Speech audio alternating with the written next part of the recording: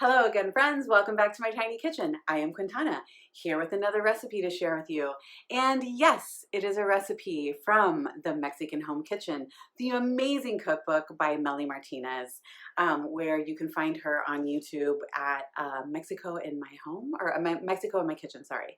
But it is probably my favorite way to eat pork. And in tacos by itself, with anything, I love carnitas.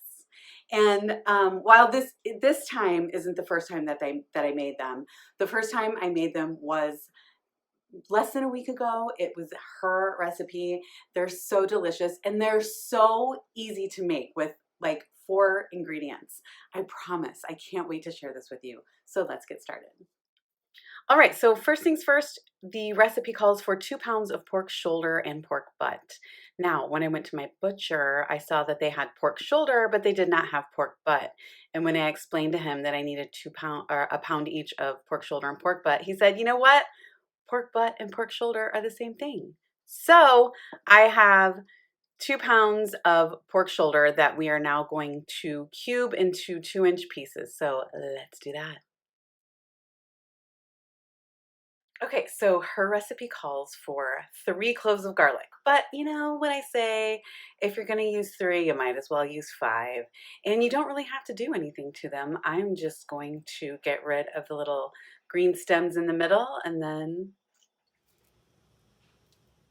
So this recipe calls for, you can use a cast iron skillet or a Dutch oven. So I'm using my cast iron skillet. And it's seriously so easy, you guys, this recipe. We're just going to add our pork. Then we're going to add our manteca. Next, we're going to add the garlic. Then we're going to cover everything with water. You want to make sure everything is covered. And finally, that's when we're going to add our salt. And now what I'm going to do is I'm going to cover this, put it on a medium-high flame or a medium-high heat, and bring it to a boil, and then take it down to a simmer and let it simmer for about 45 minutes, and then we'll come back and check on it. Okay, so now it has been simmering for about 45 minutes, and we've got tender pork. Ooh, look at that steam.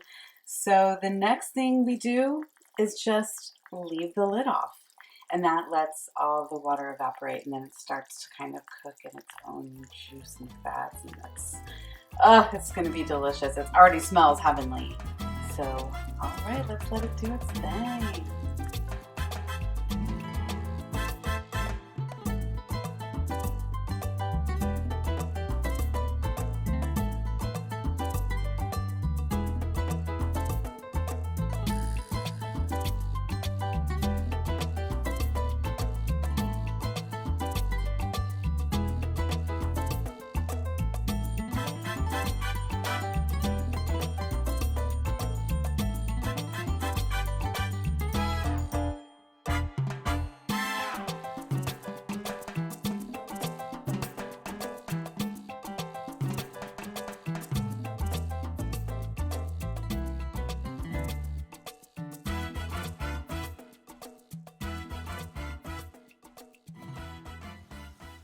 Ooh, so now we've got the meat delicious and browned on all sides, crispy somewhere. We don't want it to get too dried out.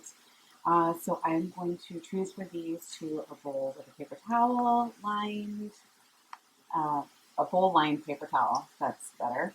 And then we're going to get to do the taste test. I'm so excited. Don't they look so, it smells so good. They look so wonderful. I can't wait to taste them. Oh, look at those beautiful, crispy on the outside, hopefully tender on the inside carnitas. I put a little lime wedge there because that was one of the suggestions to serve it with. You can squeeze a lime. I'm going to leave it up to our favorite taste tester, Dan, with his taste test. Well, I'm going to go ahead and squeeze the lime onto the meat. All right. Okay, a little bit of that. All right. And I'm going to take a delicious portion here. Wow. Ooh, I can smell the lime. That's like the greatest pork you can have. Cube form, a variety of textures.